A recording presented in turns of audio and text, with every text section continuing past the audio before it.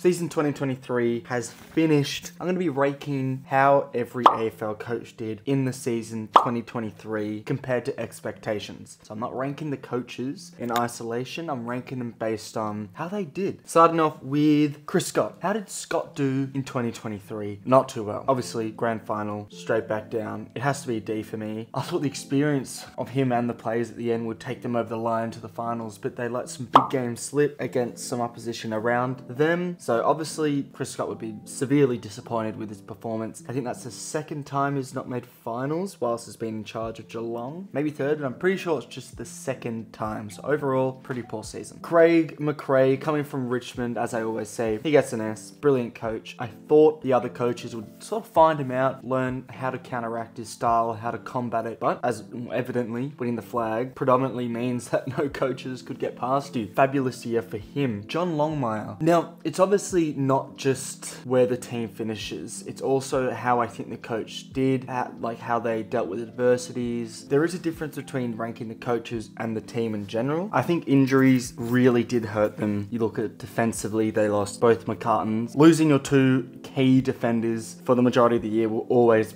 prove as a challenge. They didn't have the defensive depth to cover them. So overall, if you take that into consideration, alongside the fact that he kept the team relatively intact after that big adversity of losing the grand final, and like I said, the trend of getting dominated in the grand final one year, the year after, you don't make the 8. So he bucked that trend, and that's why I'm giving him a B. Alistair Clarkson next. It's a really hard one because obviously he took time off with the mental health. Purely based off the games he did coach, he did all right. He got those first 2 wins at the start of the season, but then the majority of the season he wasn't there. It was Ratton taking over. I'm not really sure where to put this because, he won the first 2 games and he didn't coach many games at all. So realistically, he did quite well, but then, you didn't really coach at all. So do you deserve much better than a D? We're going to give him I think a B. I think that's fair. It's hard to judge him though. Ken Hinkley. I think Hinkley gets an A. I predicted that they would, I guess I predicted them to finish first at the end of the home away season. So they more or less did that, making top 4. It was good. With the list he has, it's expected he makes finals. So in that respect, I don't rate him that much. I don't rate him as a coach, but the fact he got top 4 has to put him high. Out in straight sets has to drop him down. I think A is pretty fair. Simon Goodwin, I think it's a D. It's a failure. It's a complete failure from Goodwin. The Clayton Oliver situation, failure from him, even though, you might say it was the fitness coach. He is predominantly a part of that. Out in straight sets again is a complete failure. They have the best list in the competition. I'm convinced of it. Some of the tactical decisions he made throughout the year were just abhorrent, absolutely disgraceful, and I'm surprised he still has a job. I know he's won the flag, all right, but with the talent he has and what he's done throughout the season, it's really questionable. I'm really starting to question him as a coach and his merits and I guess what he stands for and his style of play. Not convinced. Adam Simpson, we'll give him a C. I don't think he deserves a D given he had one of the worst lists ever. In isolation, his coaching performance in 2023, it's a C. If you take into account the fact that he's let the list get to this, for that he should be an F. But in isolation, what he had to deal with in 2023, injuries as well, retirements, maybe it's a D, but I'm gonna give him a C. Damien Hardwick, I think it's a D. When he was coaching Richmond, they should have made finals. They had the list for finals. They made the trades, which indicated that they still thought they were in contention for a premiership, let alone finals. And he dips out and he leaves saying he burnt out, and he comes back a month or 2 later to Gold Coast. I think you just gave up there a little bit, Damien. I think he really struggled. He did deal with a lot of injuries. Tom Lynch, Gibkiss, you look at injuries to like Nank. A lot of injuries for Richmond as well, but I don't think he handled them well. And I think his perseverance in playing a lot of players was a bit confusing to me. I think his reluctance to play Morris Hurley Jr. also confusing given that his defensive pressure is better than any other player in our team, Richmond. I'm not convinced by him this season. I think he failed. Bevo, D as well. With that list, that is a top 4 list. Now, if you ask me the top 4 lists, Melbourne, I think Collingwood, Bulldogs, and then probably someone like Sydney or Brisbane. But Bulldogs are in there, and that's saying something. They have a better list than GWS. Carlton, maybe, I think they've got a better list than St Kilda, that's for sure. Essendon, they came 9th. That is just not good enough. That is so poor. His coaching decisions throughout the year were disgraceful. That loss against West Coast, absolutely disgraceful. The fact Adam Simpson won away from home with that team against Bevo's Bulldog Dogs Dogs, crazy. Terrible coaching performance this year. If the Dogs had a good coach, they would have made a lot more grand finals than just 16 and 21. But nonetheless, because of that flag, I guess you can't really get rid of him. But I think he's a very overrated coach. And this season on isolation, with the talent he had and the decisions he made, they weren't good. Ross Lyon, I think Ross Lyon is an S. Now, I'm on record saying that I don't think it's going to end well with Lyon and St Kilda, and I still believe that. However, this season, he proved me so wrong. St Kilda having terrible injuries to their forward line, their key forwards, in general injuries, you know, Steele, another load of key players, and they finished 6th at the end of the home away season. How they finished 6th at the end of the home and away, I don't know how. Look, they lost that first final, so eventually transpired to nothing, but the fact Ross Lyon with that list, on top of the injuries, and the fact it was his first full year with that team, you know, he hasn't had years to sort of cement his ideology and playing style in that squad, it's so impressive. And St Kilda fans should be excited, but I'm just a little bit hesitant given his age and the time out he spent from football.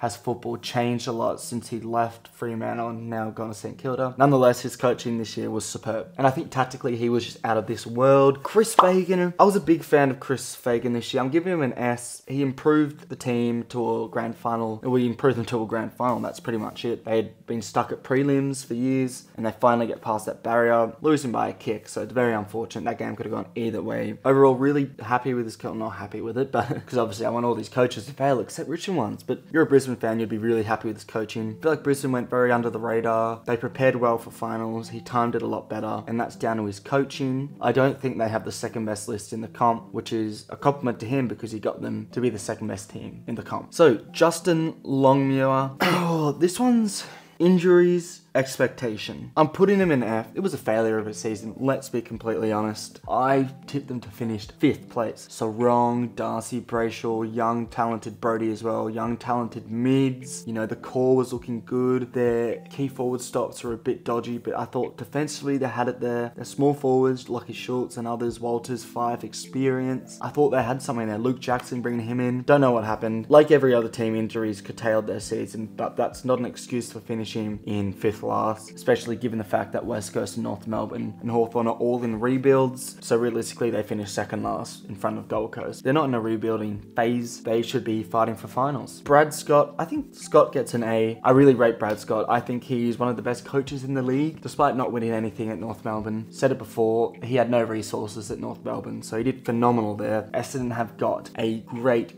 coach that I think he'll stay there for 10, 20 years, as long as nothing bad happens. He did well. He overperformed, which immediately means he's high up in the rankings or the gradings. His list isn't there. I mean, Essendon have a terrible list in hindsight. Injuries did hurt Essendon throughout the year. They won some massive games. They looked like they were making finals all throughout the season until very last, right at the end of the season. They just fell away a little bit, which is the youth and also the inexperience. But as a coach, I thought he performed really well. His decisions throughout the year, you know, even down a selection, how he transformed Merritt, Stringer, how he's, you know, sort of galvanized these young players and helped them prosper into really good talents. I'm impressed with him, and I think next year I would predict him to come in that S category. Now we have got Michael Voss. This one's hard because the start of the season it's an S, and then you drop him all the way down to an F midway through the season when they were absolutely failing left, right and center, and then back to an S at the end. So where do you put him? You would probably say it's an A. They improved from last season. I expected them to finish 6th. They finished 5th. So they were roundabouts where and a lot of people had them around that sort of 5 to 8 more or less. A couple in the 4, a couple out the 8. As a coaching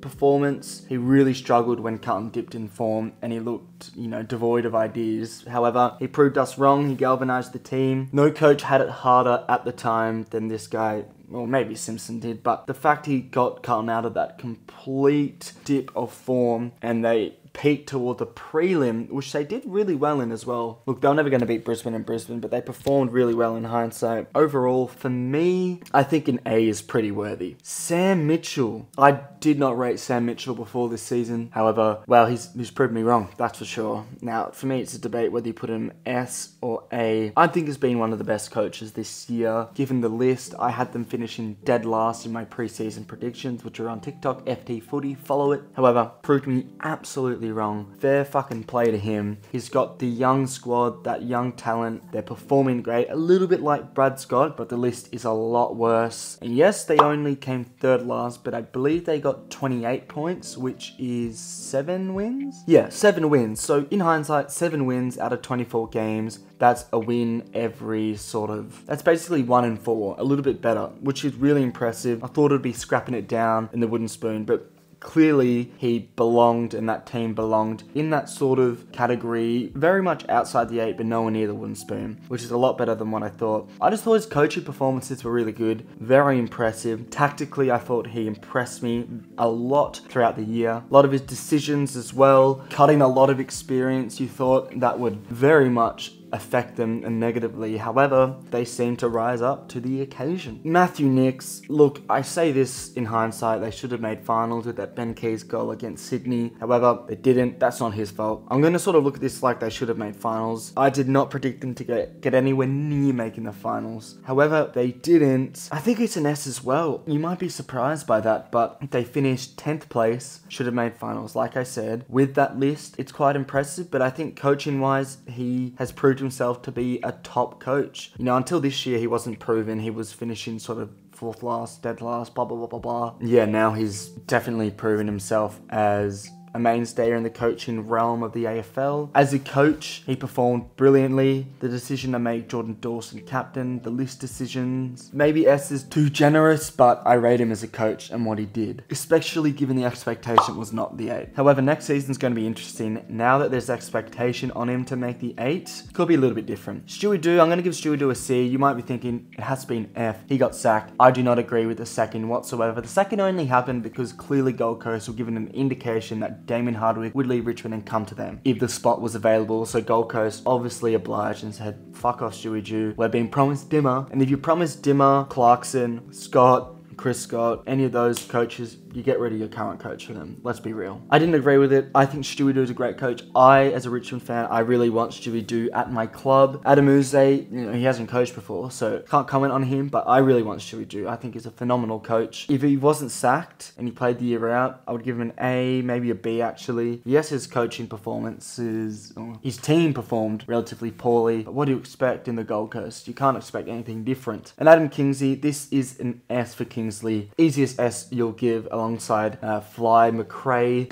I don't know how GWS were 1 point from a grand final. Deep that. 1 point from a grand final. The reason I think he was a great coach, not just because the expectation was GWS to finish sort of mid to lower table, and then they finished not top 4, they finished, 7th, and then made prelims. Not just because of that, but also because you could just see in the big games and also the finals, he developed this game style for his young and just young, but, you know, a lot of youth in that team. He developed a game style which was full of fight, aggression, hunger, and that was going to stand up in big games and finals, which it did, which is why I knew they would get to the prelims. Like I tipped in my pre-finals predictions, I had GWS making the prelims, and they did, because that game style stands up in finals. And that's a big thing in the game style. I think the game style of all these top coaches stands up in a final. I don't think Ken Hinckley has found that balance yet. It's all about game styles and my evaluation of the game style and my perception and perspective of what that game style is compared to what the game style actually truly is, right? So take everything with a grain of salt. And then King for Gold Coast, who took over Stewie Doo when he left. I'd give him a C. What do you expect? And then McQualter, Andrew, pains me to say, but probably a C as well. Didn't inspire me that much. I'm surprised he didn't get the job either. This is just how I have based the coaches this year. Let me know if you agree. Make sure you like, subscribe, all that good stuff, and I'll see you in another video.